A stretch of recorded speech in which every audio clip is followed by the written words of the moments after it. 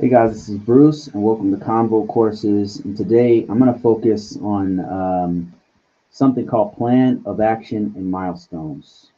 And this came from a request. Somebody requested this one, so I'm going to focus on that one today. Before I start, just to kind of get you to know what's going on here. So Convocourses is a community of people. We get together, we talk about cybersecurity, mostly GRC type stuff. Um, that's governance, risk, and compliance. It's one aspect of cybersecurity that is often slept on. Like people just don't talk about it, they just don't know about it. You normally, when you think cybersecurity, you're thinking about hacking, or you're thinking about forensics, or you're thinking about something like that. Some of the sexier aspects of cybersecurity, but you don't think about GRC, you don't think about documentation, you don't think about continuous monitoring, you don't think about disaster recovery, you don't think about all those kinds of things. That's mostly what I talk about because that's mostly what my profession is in that right there. So um, somebody asked me about plan of action and milestone, and they were nervous about it. It's like a new ISO, a new information security officer, a new compliance officer, and they're like, man, what do I do with plan of action and milestone? Because that's a big part of my job. And before we get into that, I want to kind of give you a big picture of what this whole landscape looks like, right? Cybersecurity and GRC, governance, risk, and compliance. So one of the big things that we're trying to do is we're trying to manage the risk. What do I mean by that? So in an organization, you have hundreds and hundreds, or sometimes thousands and even millions of vulnerabilities. What are vulnerabilities? It's weaknesses on servers, weaknesses on computers, on laptops, weaknesses on your phone, on mobile devices, anything with compute power, anything with uh, storage, compute, or transferring data. Anything can have a vulnerability. It could be a vulnerability. Could be the firmware needs to be updated. It could be the the operating system is on an old version of Macintosh. It's on an old version of Red Hat. It's on an old version of whatever. You choose your operating system, and those old versions, people are constantly uh, using them. So they're going to find weaknesses. They're going to find ways to exploit it. They're going to find, and there's just sometimes there's just flaws that are built in by accident, usually by the manufacturer. There's just blind spots that they didn't know about, or something that is discovered much later. So those are vulnerabilities, like methods of people to bypass basic security features, or maybe something that's a flaw that makes it so that you have network congestion.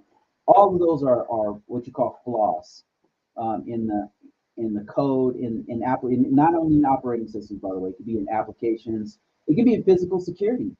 Physical security could be like, hey, we really need a fence. We don't have proper fencing. We don't have proper physical security units, people walking around the area. We don't have proper badges. People aren't wearing their badges properly. All of those can be exploited. Those are all things that can be used to somebody's advantage. So how do we, as cybersecurity people, as IT professionals, as GRC people, how do we deal with this? We're not going to fix 100% of everything. The name of the game is managing the risk. That's what we're doing.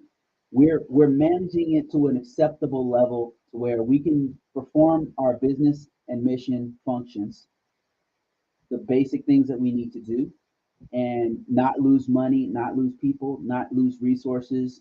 Some of these systems are life or death.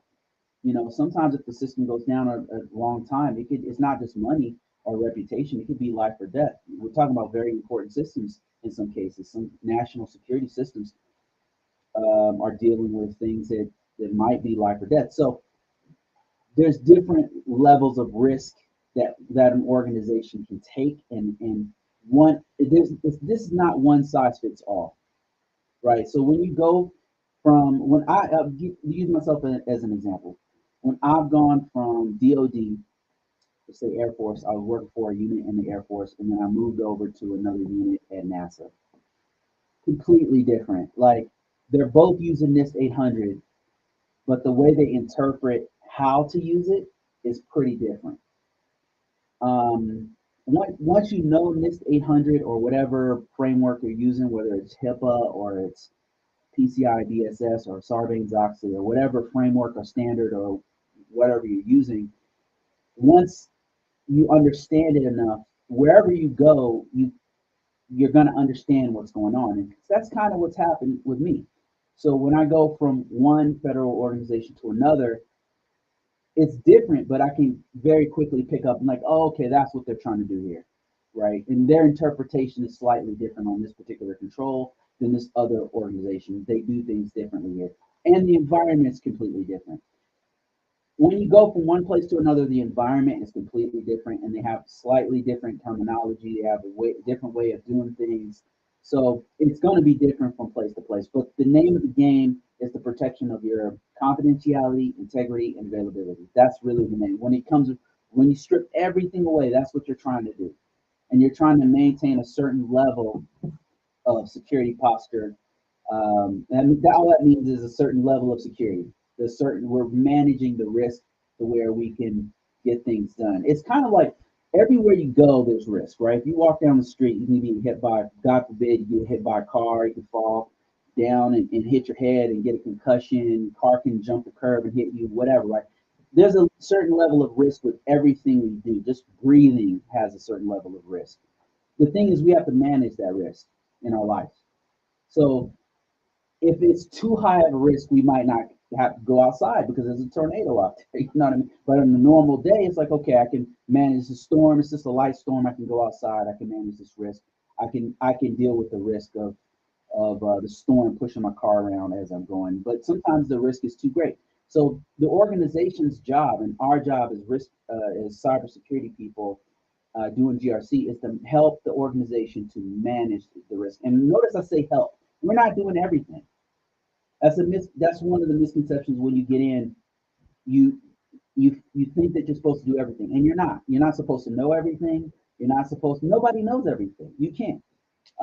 It's just not possible. So what we're doing as an organization is all of us are taking some portion of the risk, and in order to make the system work effectively, to do the business and mission that we need to do in a way that's secure as possible.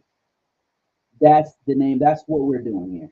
We're protecting information, the confidentiality, integrity, and availability of the information going forward in that organization. But let me show you how organizations do this. So one of the ways that they do this is by having something called risk responses. The risk response looks a little something like this. Let me show you what I mean by a risk response. And now, if you happen to be watching me, I'll describe everything I'm seeing here on the screen for those who are listening. But a risk response looks a little bit like this. So an organization has to figure out how they're going to respond to different levels of threats and different vulnerabilities, and how they're going to respond to it is known as a risk response. So they can avoid the risk by completely eliminating the cause. They can mitigate the risk by fixing it, remediation of the risk. They can, what?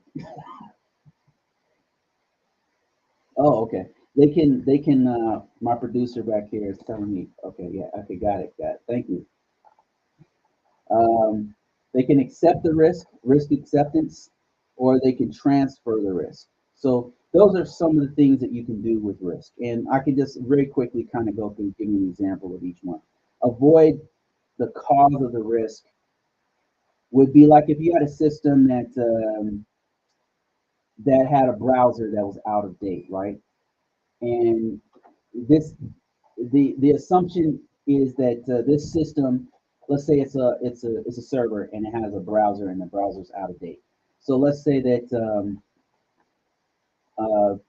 the risk is that somebody's going to be on a server and then they're going to use that browser, and it's going to get exploited because the browser's out of date. Well, one of the things you can do to completely avoid the risk is to remove the browser entirely, or remove it from the internet. Like they don't even have access to the internet. That thing is exploitable, but there's no access to the internet, and therefore there's no risk.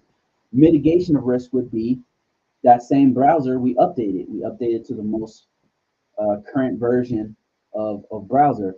Acceptance of risk to say, look, we need that browser, that old legacy version of the browser. We have to leave it on. The organization knows what's up. We already know that we have to fix it. We're going to accept the risk, but what we're going to do while we accept this risk is we're going to have what's called a contingency control, which means maybe we didn't update the browser, but what we can do is we'll put some sort of protection on the system that alerts us if somebody's trying to tamper with the browser. So you have contingencies in place to help you to mitigate the risk, to lower the risk a bit, even though you couldn't actually fix the risk or mitigate it or avoid it. So that's acceptance. And so normally acceptance of risk, by the way, and there's different names. There's exceptions. The organizations call it different things. Exceptions, acknowledgement of risk. I've seen it called that. Normally they have a document that says, okay, we know that this is a risk. Here's the browser. It's related to SI2 law remediation. But here's the contingencies that we're putting in place. We have a firewall in place. We don't allow anybody to get on that system that's not an authorized user. It can't browse to certain sites. It can only go to these 3 sites right here. It's got a whitelist to where it can only go to these 3 places. There's different things that will be in that document that say, look, we're accepting or acknowledging, or it's an exception. However, here's the mitigating. Here's what we're going to do to lower the amount of risk that we're going to take. So transfer of risk is where an organization will say, we're going to hire another organization. We're going to hire another organization, and they're going to help us to manage the risk. We're going to hire Mandiant, or we're going to hire CrowdStrike, or we're going to hire a whole other organization, and they're going to take care of that piece of that risk for us. And so we're transferring it to a third party. So those are some of the things that you do for risk response. An organization has to, as a whole, say, here's how we're going to respond to certain risks. Here's some of our answers. Now, what you don't see on here is something called a plan of action. It has many different names. A plan of action and milestone. Sometimes it's action plan, but essentially what it is we can't fix it now. We can't avoid the risk. We can't transfer the risk, and we don't want to accept it. We're gonna fix it, but it's gonna take time. And so that would probably, I don't know where you put it on this spectrum of risk. You might even give it its own category of risk response. Maybe mitigation. I'm not sure where you would put it here, but a plan of action is a part of a risk response, though, I would say, because what I didn't know until recently is that it's not just the government that does this. It's everyone does these things that we just talked about, and everyone has something called an action plan. It's a common thing. So what I want to do is show you what an action plan looks like. A plan of action. I'm going to show you what the federal government uses for action plans, and just keep in mind it looks different. It's looked different every organization I've gone to. Even within the federal branches, it's looked different. And so just keep that in mind. But there'll be certain elements that you'll always see with a plan of action. I've also seen it in the private sector. They didn't call it a plan of action and milestone, but they did have it, and it was a very, very important piece of risk response. So let me show you what that, and I'll walk you through it. If you happen to be listening to me or you can't see it because you're on TikTok or whatever, I will walk you through what we're seeing here. So what you're seeing here, and if you want to get a copy of this This is free on the internet. You can just, this one comes from the FedRAMP site. FedRAMP has some really good documents that you can use. And if you're thinking, well, that's FedRAMP, I'm not on the cloud, I don't. So FedRAMP is NIST 800. That's all it is. It's just NIST 800 with some extra steps. So all their documents are pretty much the same. Like they still use a system security plan. They still use a plan of action or milestone. It looks exactly the same. It just goes through this extra step for cloud. So that, keeping that in mind, you can download this for free. You just go to Google, type in FedRAMP documents or FedRAMP POA&M, or you can go to my site, Convocourses.net, and I have a place where you can download a bunch of templates that I've already curated and gone through and picked all these ones, all the best ones, and put it on my site so that you can go ahead and cherry pick the ones you want. But if you want to follow along, it's free. So let me show you my screen and I will walk you through it if you happen to be listening to me. Let's see here. Here it is right here. This is a plan of action and milestone. So at the top, you'll have the system name, right? You've got it's going to, upon each plan of action and milestone, or a POA&M or a plan of action, it is set on a specific system, on a specific control. So it's system, you're not going to have one plan, usually. You're not going to have one plan of action that covers every control on a system. Normally it's very targeted, and you'll understand why as we get into this. So the plan of action is going to be specific to one system, and it's going to be usually specific to one weakness that's on the system, one vulnerability is addressing. And that's an important thing to understand, and most organizations do it like this. Okay, so now check this out. It starts out with the name of the system, and of course you can have some other information there. It's pretty important, like the date that it started, and then like the level of the system. And that's really important too, because if it's a high impact system to a low impact system, it's going to affect how quickly we get things done. It might affect how many resources we throw at it, how much money, time, energy, and people we throw at the problem to fix it. There's many different factors. So the impact level is important. So that's in the very top field that we're looking at. Now, as we dig into this, the very first field we see below that is what's called a plan of action ID, or action plan ID. Some unique identifier that's going to identify this specific plan of action, because there may be many. So I've gone to organizations that had hundreds of them, hundreds and hundreds of them, so you want to have some sort of method of identifying that specific one, because you can have 100 different plan of actions that address very, very similar weaknesses within the organization. Like you can have 100 of them or 200 that all are addressing some aspect of Windows Office, right? And one is affecting one aspect is the security updates of Windows Office, and then the other one is dealing with the .NET feature of Windows Office, and the other one's dealing with a different aspect of the patching feature of Windows Office. They could all be different. So a unique identifier is important because it's going to identify that specific thing that you're addressing. So that's why the unique identifier is very important for your plan of action and milestone, or your plan of action. So the next thing is to identify what controls this affects. So in this 800, you have hundreds and hundreds of different controls, and hundreds of different controls are in place to address different weaknesses and security features of your organization. So I'm going to edit this document as we talk about it.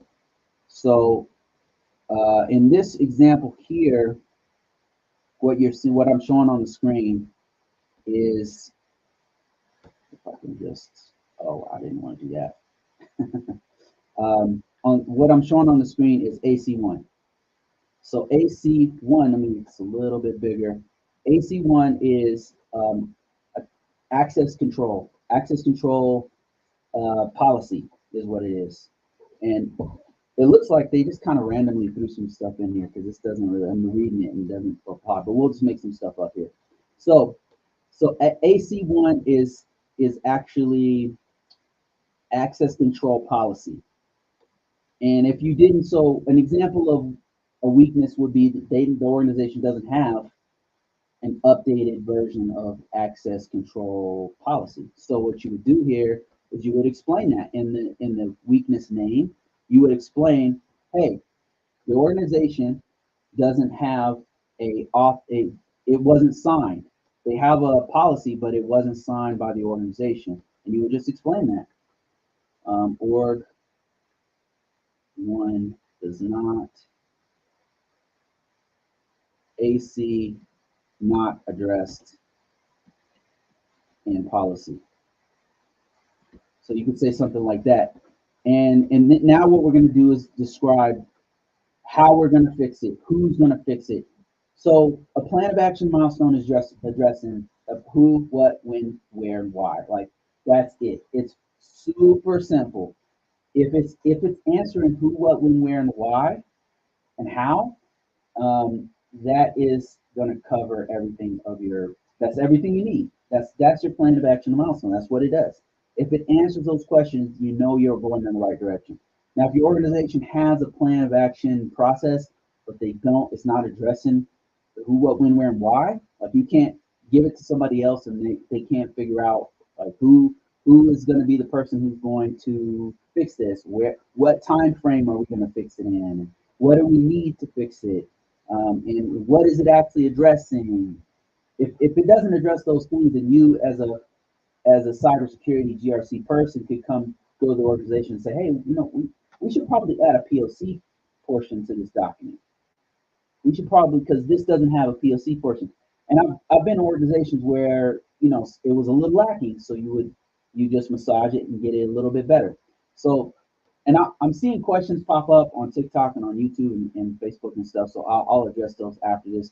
I just want to get through this. So, and I'll go through this pretty quick. So we talked about the name. We talked about the control that we're talking about here. Then the description of the weakness and other information. So this is where you would just describe more of what's going on. We'd say organization 1 has a policy that's in place. However, it doesn't address AC controls. We're going to add the AC controls to the policy, right? So we just describe what's going on. And then the next one, we're talking about how was this weakness discovered? And that's called the weakness detector source. I mean, you can call it whatever you want, but essentially it's how do we discover this particular weakness?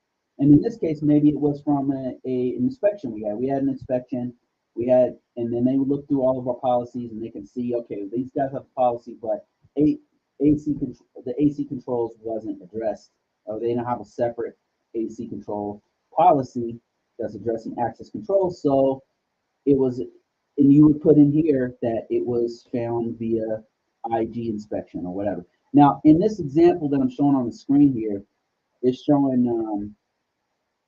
that Nessus was a scanner, a network scanner was used, and that's one way that you could. There's many different ways that you could discover a weakness. Like it could be just a routine self-assessment that you guys do annually or something, or you could do. It could be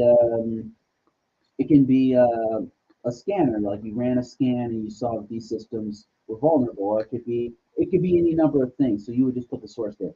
Weakness identifier. Now this is if you had some kind of method within your organization of identifying the weakness by itself. An example of this that they give here is the Nessus plugin numbers, but there's many different ones. Qualys has its own plugin numbers.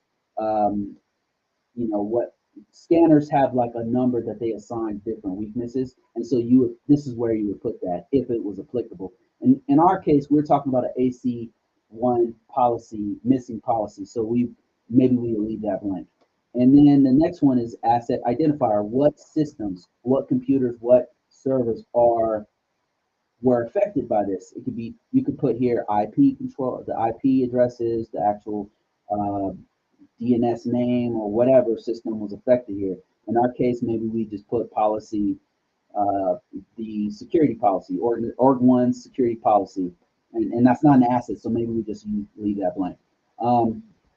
Or no, maybe you could put all assets, because you could say, if your interpretation is that, well, all of the assets rely on AC controls, you could say that. But I think my interpretation of this, you see how there's like a lot of different ways to see it. My interpretation is that they're looking for an actual system, so I would just leave it blank. POC speaks for itself. What's our main POC? Is that the dog? I thought, okay, never mind. Who is our main POC to fix this? So in our case, it might be the information system security officer. It might be the information system security manager. Whoever is responsible for actually updating the policy is going to be the person it's going to be the person who's actually going to do the work, or the manager of the person who's going to do the work. That's who you put there. The go-to guy or lady who's going to be the person that says, yep, here's how we're going to do it. We're going to do it like this, this, and that. All right, so let's go through a couple more of these that are really important for the who, what, when, where, and why. Overall remediation plan. One really, really important thing, every action plan, is how it's going to get done. So that requires a time frame. When was it detected, and when are we going to get this done? Super important. Super important to your plan of action. When is it going to get done? So normally, just some words of wisdom here, give yourself way more time than you need. If the system team or whoever is fixing the system says it's going to take me 6 months, man, try to take a year. Get as much time as you can, because stuff happens. So in this case, we're talking about a policy. So we would talk to, normally what I do is I talk to the person, the POC, who's going to do this, and I say, how long is it going to take? And they say, oh man, it'll take me 4 weeks to do this.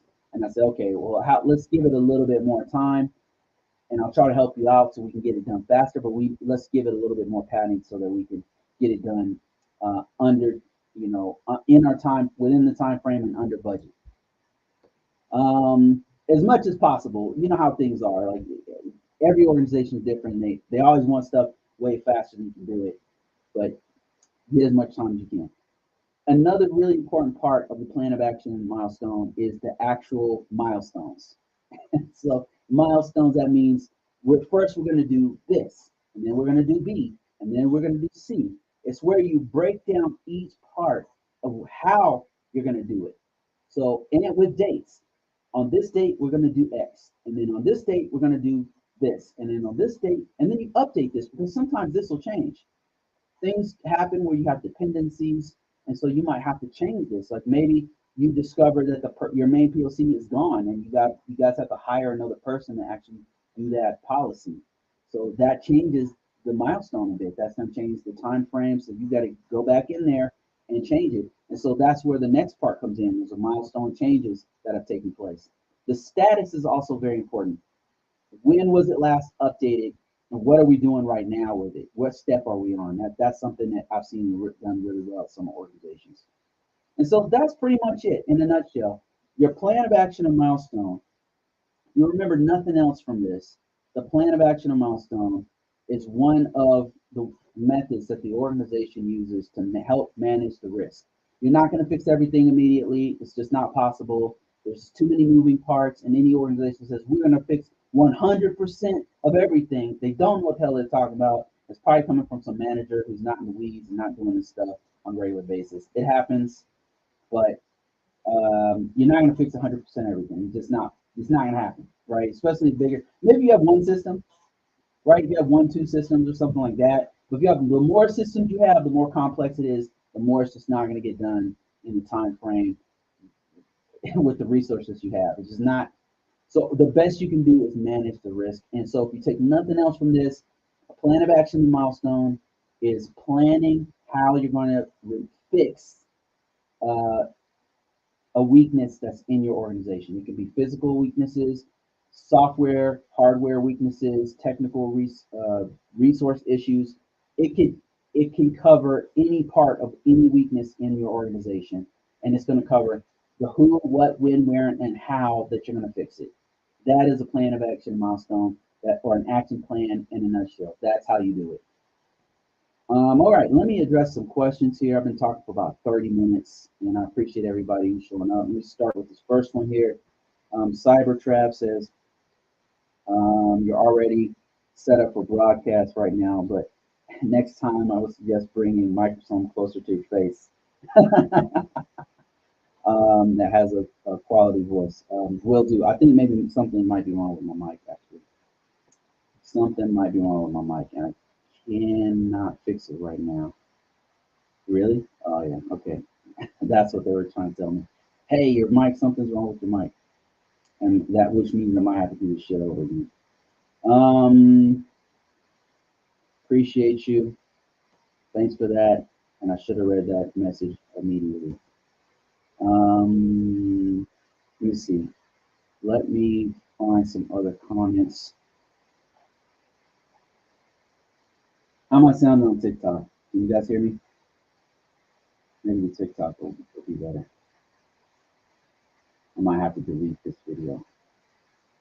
Sounds one of those things you can't fix.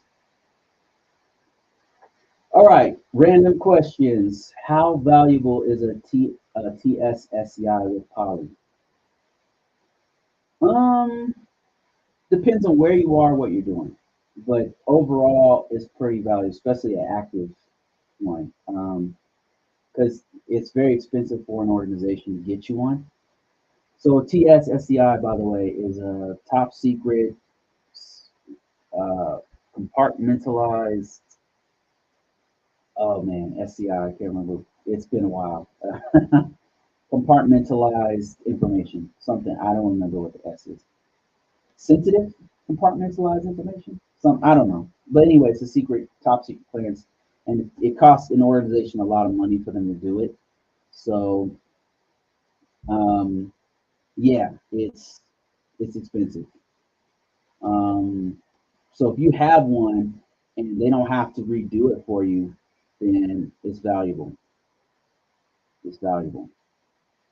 Um, on the East Coast, I know that a lot of people are looking for them because there's a lot of federal jobs there that are looking for those kinds of people with those with an active one, especially.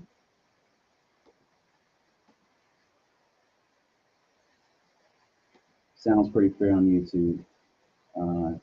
Okay, thank you, appreciate you. Thanks, James. Okay, all right, great, thank you, appreciate that. He's about to stop this whole thing to redo it. Okay. Um, James. Oh, James, you're on both. What the hell? I just saw your question here, man. Okay. It says, can you touch on the update to the NIST framework? Are you talking about the NIST cybersecurity framework or the NIST 800 risk management framework? Because both of those in the past 3 years have gone through changes. And I can speak a little on NIST cybersecurity framework, which just went to version 2. I can speak on that one a bit because I've been looking at that one to update my own personal knowledge about it. And I can kind of go through that one. But which one are you referring to? NIST 800. I'll talk about both.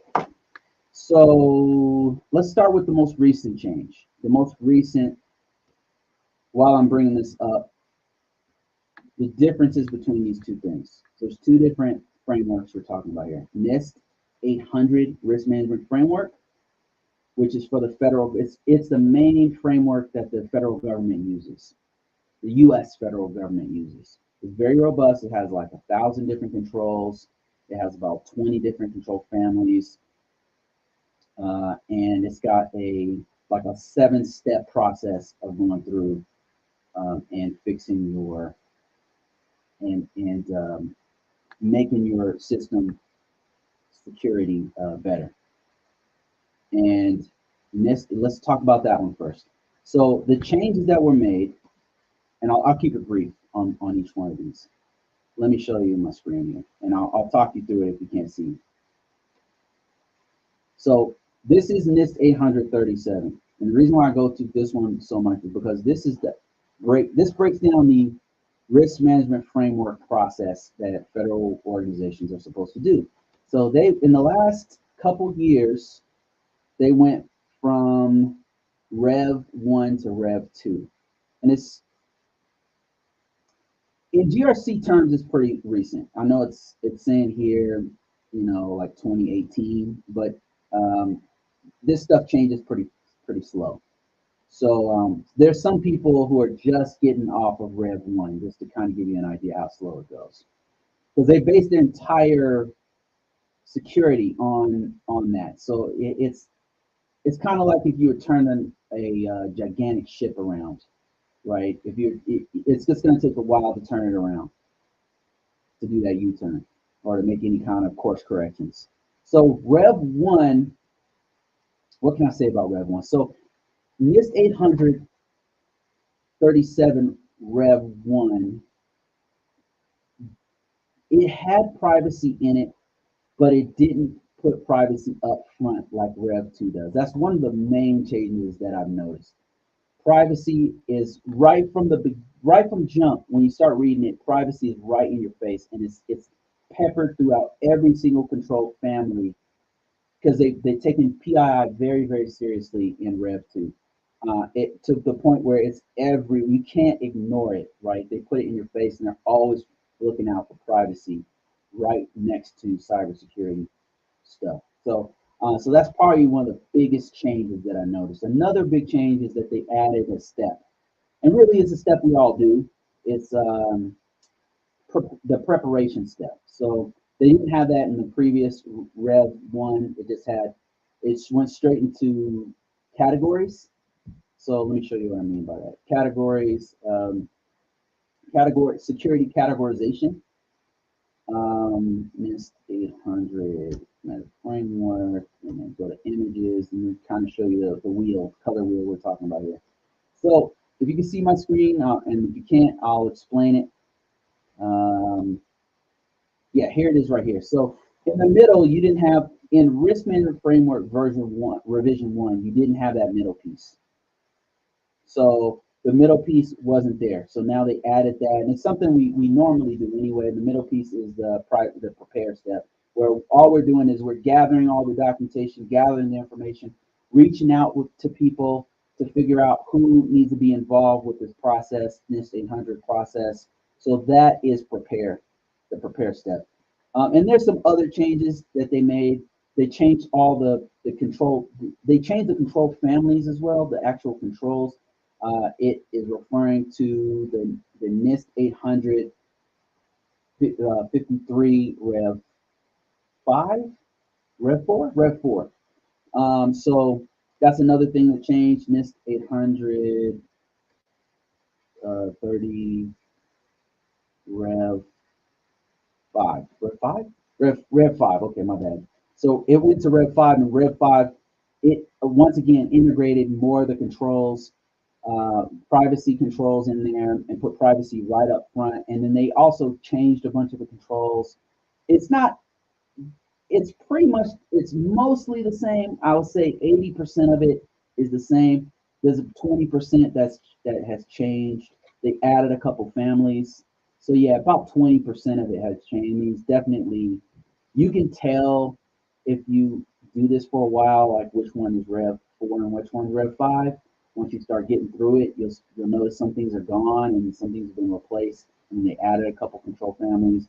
One of the main ones is a privacy family called PT, which is PII and transparency, which is how the organization deals with PII. So that's a big one. And so those are the main changes with NIST 800. Now let me address NIST 800, NIST Cybersecurity Framework. So this one recently changed, like within the last couple of weeks. They've been working on it for a couple of years, but they recently changed it. And I've been looking at it a bit, so I can talk a little bit about it, but I'm still learning myself about it. The main thing I noticed is that they added another control family. But basically what they did, I noticed, is that they took out one of the control groups and moved it to something called governance. So this is going through how they're going to change everything. I'm looking for the actual updated document so I can show you what I mean here. So, okay, so first of all, let's back up. What is NIST cybersecurity framework? So NIST cybersecurity framework, it is a different thing from the NIST 800 risk management framework. Whereas NIST 800 is for federal government to come through and go through to manage their risk effectively and apply certain controls to their systems. The cybersecurity framework, NIST cybersecurity framework, takes a different approach. First of all, it's not just for the federal government. It's for everyone. It's open source and it's for everyone. And actually, it's very effective because it's being used internationally. It's being used by private organizations. It's being used everywhere right now. The reason why it's very effective is the way that they address things. So the way they address stuff is by functions that your organization needs. And so those functions are very basic. Let me show you here on my screen, and I'll walk you through what we're seeing here, if you happen to be listening. So it has, how do we identify? Identification is identification of what kind of vulnerabilities we have, what is our actual business, what are we protecting, what are the main things we protect. You're identifying what is going on. And then the next part is protection of what you've identified, protection of your assets, right? So this can apply to Walmart, this can apply to a gas pipeline, this can apply to a government, all kind of governments. So the way they're addressing it is different. Whereas the NIST 800 is very specific to, I mean, you could use it at Walmart or wherever store or another country or something, but there's some things there that Walmart doesn't need. Right, there's a lot of things in the NIST 800 that a lot of organizations just won't. It's just too extreme. But the NIST cybersecurity framework is based off of functions that every organization needs. You've got to identify what are your assets. You've got to identify the weaknesses there. You've got to identify all the things you need to secure it. And then protection. Everybody needs some level of protection on those assets that they identify.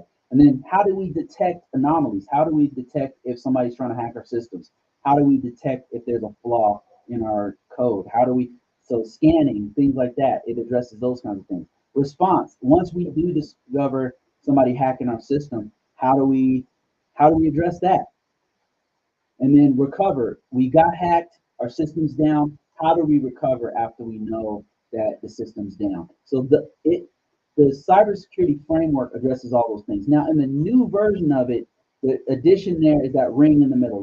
There's like a yellow ring here that's called govern, and governance is about management of the organization, and that's the big change. So in the previous one, by the way, they had governance in there. It's not like it's not a new concept. It's not new to NIST cybersecurity framework. It's in there. Governance was put in. It was put in a couple of different functional areas. I believe they had governance in identify, and they may have had it in protect. I don't recall, but basically they took it out of those other sections and gave it its own section so that they can focus on that better. So govern has its own ring now, and it looks pretty similar the way they've done this to ISO 27001. Now that I'm looking at it, because ISO 27001 has a whole clause about governance. Like it's all the first thing you do is govern the system. Like who are the leaders, whose leadership, and do they have the proper resources, and are they on board with doing security?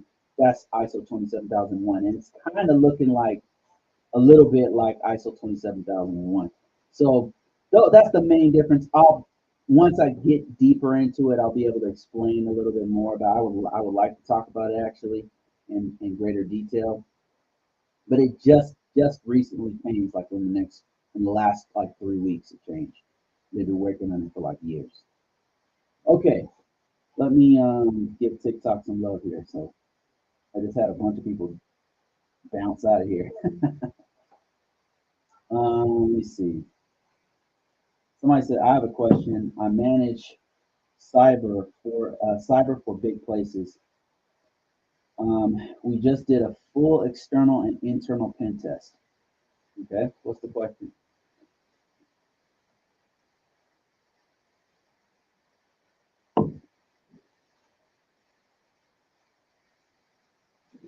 I need to put a remediation plan together, okay, and get teams to address the issues, but I need some guidance. Okay, so this is a great segue into what I was talking about. So one of the things you can do is use the NIST CSF, NIST Cybersecurity Framework.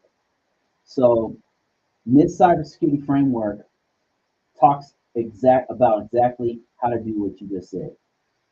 I don't know how deep you want to go into it, but what it does is it sets an organization up for success because it's addressing all the things that they need to have a very thorough breakdown of everything that they need to do. How to identify assets, how to protect, detect, respond, and recover in their organization if they've gotten under attack. But it sounds like you're just looking for like a template for a remediation plan, and some guidance on how to do that. How would you?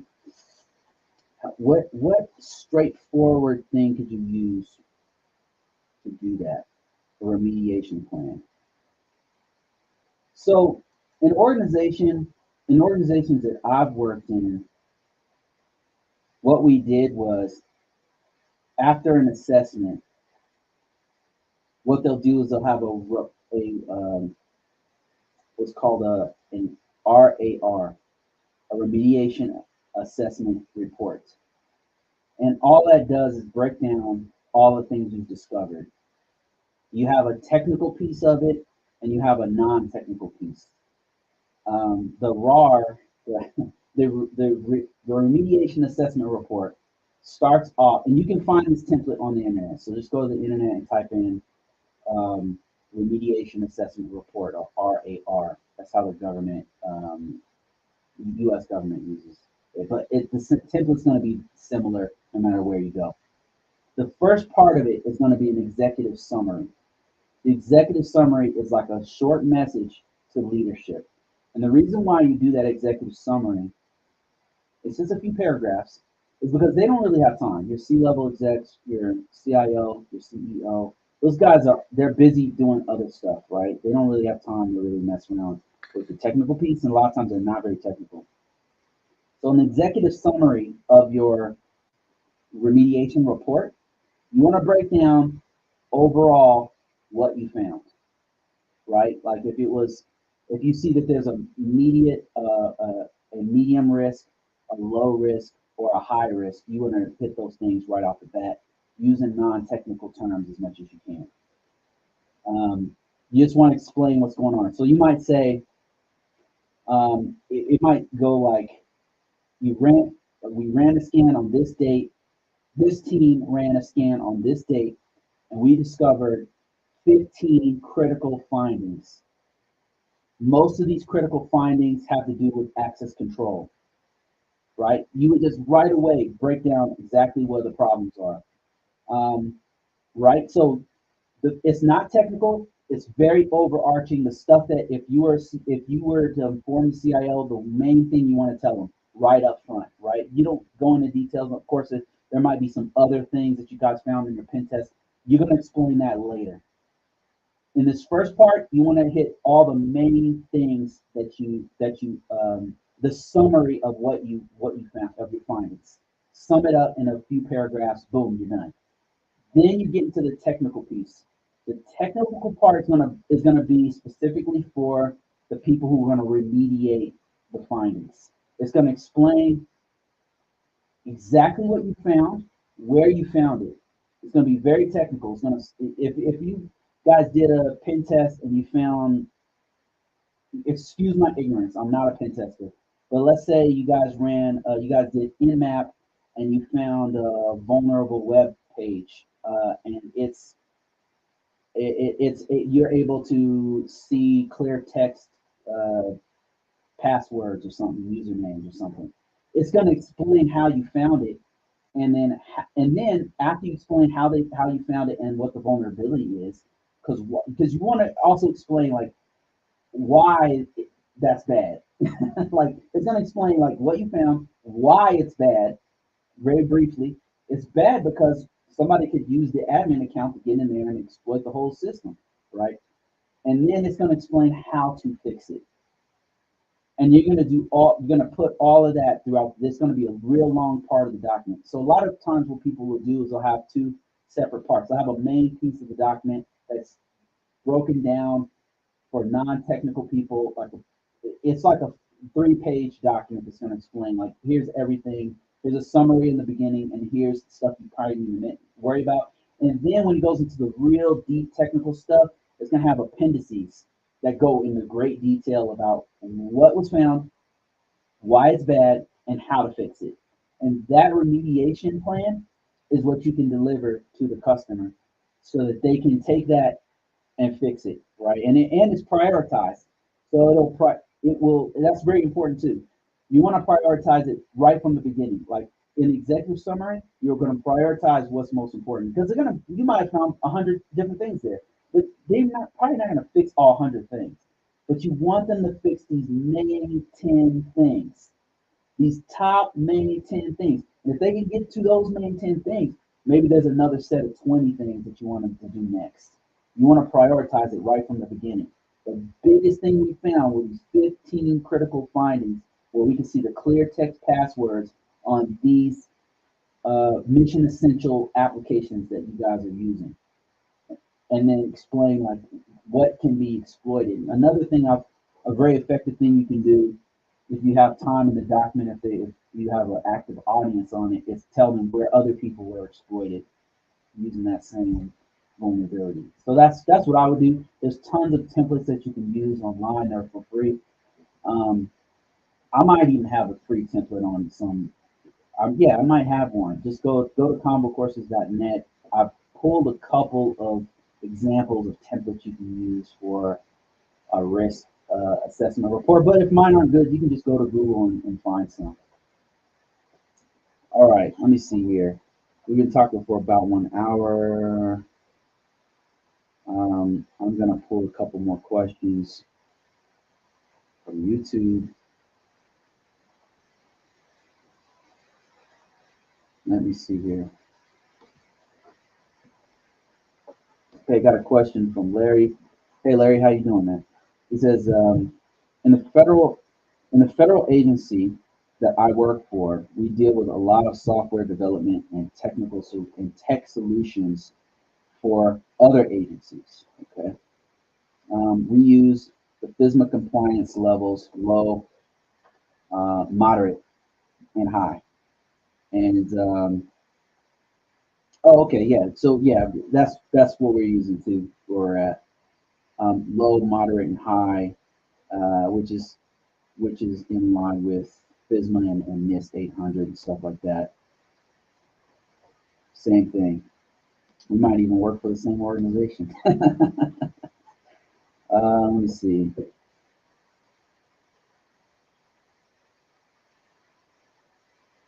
Okay, let me see. Got more questions on TikTok. I'm just gonna go through and see if I can find some more questions. I'm getting leadership buy-in to get findings addressed, and some are for the near future. That's awesome, man. That's an awesome position to be in. It's really cool to be a part of something like that where you find stuff that has a great impact on the organization, and then that's one of the very satisfying things that I've noticed about cybersecurity, that I like about cybersecurity, is that you have a great impact, even though you're not thanked for it. They don't thank you for. It's funny, like if you just set up a new network. I used to be a network engineer. If we set up a network that they really needed, everybody's like, oh, high fives and wow, great, that's awesome. Now we can access the internet from here or whatever. It was crazy. It was like you just won the Super Bowl or something. But cybersecurity doesn't get that kind of props, even though you know what kind of impact you had on the organization. Because if you've discovered some crazy vulnerability that wasn't exploited, and you're part of the team that shut that hole, that closed that door on that hole, you know the impact that you had on that on that organization. So assessments give you that feeling, and then I guess pen testing too. I've never done pen testing, but being a part of the team that discovers vulnerabilities and then helps to fix those, or sees those things get fixed, you see the impact that you have on that organization, and that's kind of fulfilling, especially if it's like a bank or something. Let's see here. More questions, more questions. I don't know what's going on with TikTok lately. Usually I have a whole bunch of people in here that are asking questions, but right now it's nothing. Crickets. I don't know what's going on with it. It's weird. Probably the time frame. I started really late.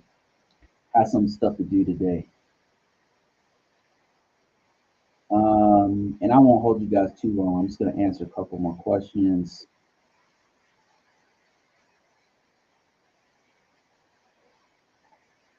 Okay, let me see here.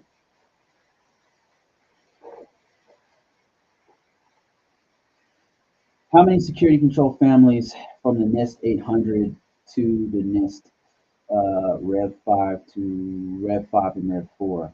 And I know it sounds crazy. I don't remember off the top of my head. I want to say it went from 18 to 20, but I think I may be wrong. Rev 5, Rev 4 versus Rev versus Rev 5. I know that they dropped a couple from revision 4, and added some new ones from revision from the newest one. Let me see. Let me see here. So I know that they added PT controls, which is privacy and transparency, and 20 controls in the NIST Rev 5. 20 controls, families of controls now. And then in 4,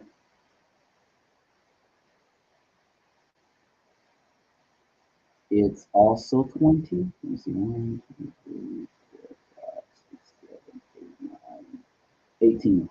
Yeah, I was right.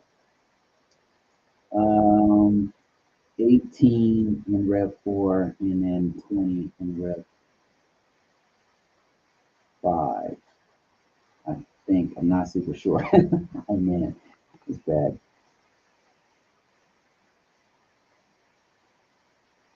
Yeah, 18. 18 in Rev 4, and then 20 in Rev 5.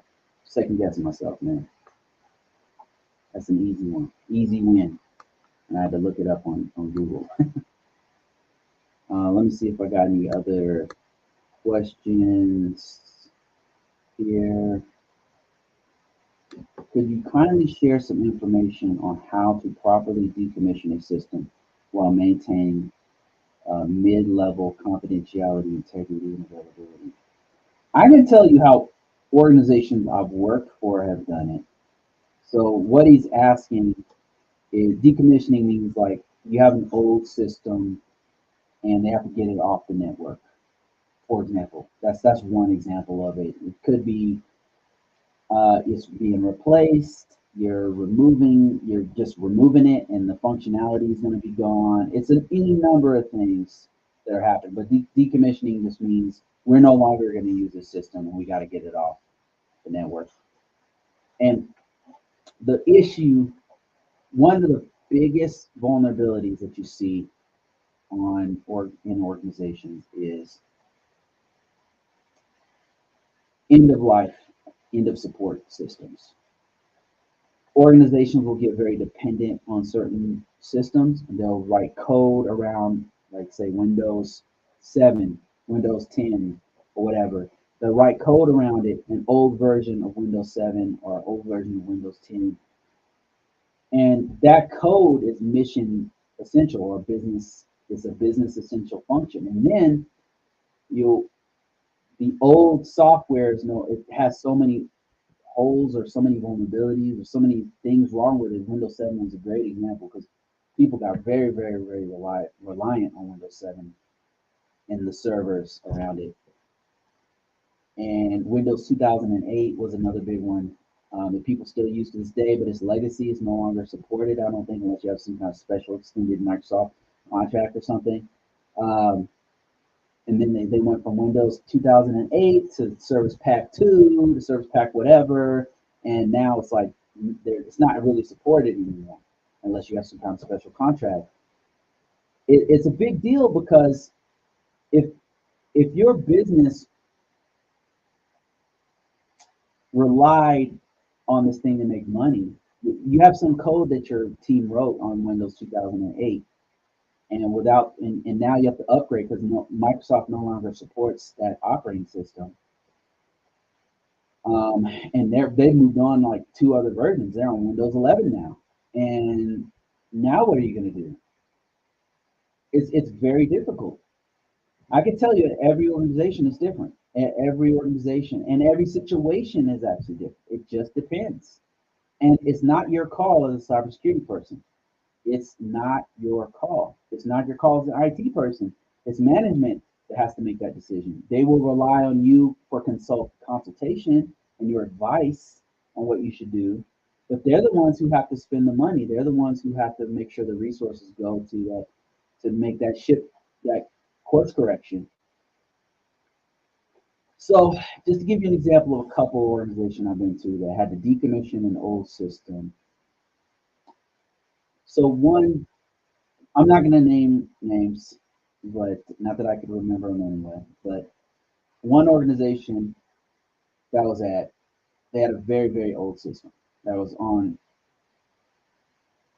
It was on, let's say Windows 2. Let's say it was on Windows 98, right? It was old. It was very, very old, and Microsoft no longer supported it. Nobody could support it anymore, and it had all these vulnerabilities. But this organization relied so heavily on it, they couldn't just get rid of it immediately. So they had to keep it around, and they kept putting compensating controls around it. All these contingencies and compensating controls to lower the level of risk that they had around the system. And they had an expiration date of when they're going to decommission it, but they couldn't get rid of it immediately. So they kept on putting new, like they would disconnect it directly from the main network, the production network, and then they put it in its own, network that was secure, and only 4 people could access the system, and you had to be there locally to sign in on it, and it was locked in a room. Like they put all of these different compensating controls to make it as secure as possible. So that's one thing I've seen organizations do until they could decommission it. And then on decommission, what they did, it took years because they had to redevelop a whole nother set of code on this other system. They were going to put it on Red Hat. So they had to rewrite the code from scratch and put it on Red Hat to get away from Windows. And that took years. They thought it was only going to take like maybe 1 year, and it took like 3 years to develop this other code and test it. And in the meantime, they had to have all these compensating controls in place to compensate for all the issues that Windows 98 had. Because Windows 98, you can bypass networking features, you can bypass identification and authentication. You don't have to sign in. There's things you can do to get right in there. You can you can't even put secure software on it. You can't even put a secure application because Internet Explorer in the old one, that that's supported on that old, you can't secure it anymore at all. So they had to do all kinds of compensating control. That's what they call. That's one of the things that you can do if you have a system that's going to be decommissioned. You can put all these other controls in place to make it so that it's more secure. Limit how many people can get access to it. Limit its connection to the production network on the internet, and kill the connection to the internet if you can. Put systems in front of it that are the face of the system. And ultimately, the goal is to get rid of that system. So that's what I've seen organizations do. Other ones I've seen replace it immediately. They said, okay, you know what? This is causing too many problems. The one organization, not naming any names, they had a very old operating system in there in a, man, I don't know how much I could, it was in there in a very unsecure place that people can see publicly. I'll just put it that way. And it's out there, and they were using it, and then they got hacked somewhere else, like another part of the network got hacked, and it just lit a fire under them. And they were like, yo, this is not happening no more. Get that system off the network. And they got it off the network immediately because they got hacked somewhere else. And they were like, it was such a disaster that they saw this, all the legacy systems they had, all the systems that need to be decommissioned. They were like, take it off now. Take it off right now. So I've seen them do that. What other things have I seen them do with decommissioning? Normally, they have some kind of plan of action, and it's going to take a while. That's normally what happens. Is they have a plan in place, and they put compensating controls because you can't update it. So you put it behind a firewall. You take it off the network. You disconnect it from the internet. You make it so only 5 people can log into it, and those people can only locally sign into it.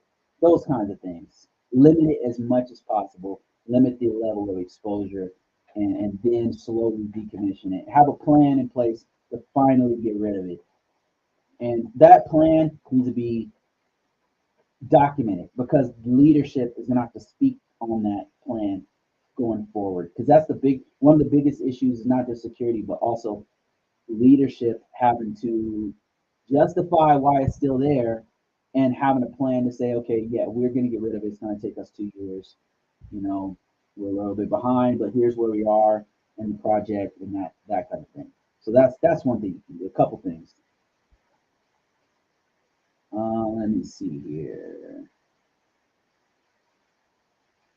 Tips on how to break into management. 5 years experience in GRC. Currently global IT auditor.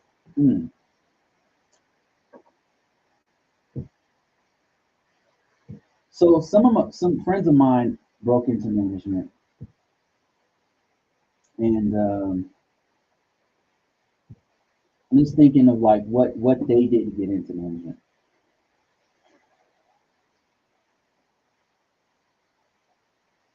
And from GRC, one of the good things about GRC is it lends itself to a management type, and you could get into a management type position. One of the ways is just sticking around, hanging around one company. I've noticed the longer I stay at one place, the more time is offered. Management or supervisory type positions are offered, and that's a doorway. Supervisor type roles are a doorway into that management role. One of the things that works every time for management that I've seen, every person I've seen go from GRC to management, is just be a go-getter. Work extra hours, figure things out, help other people, just be a go-getter. And those are the kinds of people they come to ask you to be in a supervisor position. And and this thing is about a supervisor position is that is a direct entryway into management.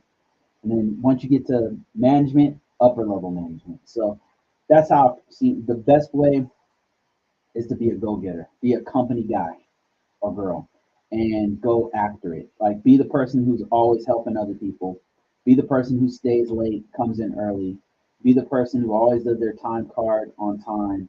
That works, man. I'm telling you, that works. It really works. It really works. Where should I be focusing on? Where should I be focusing on moving to? Best career move, again, 5 years in GRC. It depends on what you want to do. It really depends on what you want to do. It's not a one size fits all type solution. You said management. You want to do management. So best career move. There's a few things you can do. A few things you can do.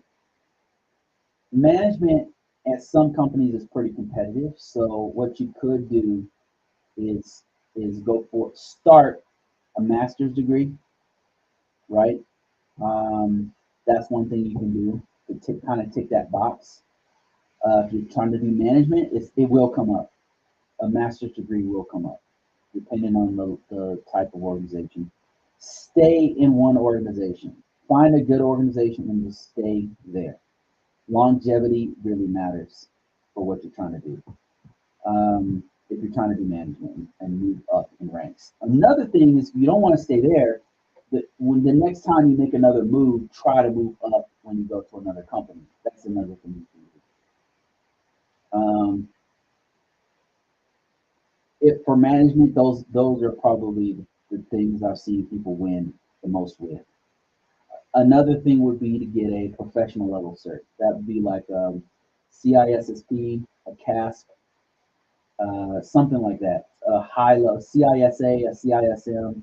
Those are high level professional level certs that just having that will get you senior level positions. You'll get offered opportunities for senior level positions, management positions, and things like that.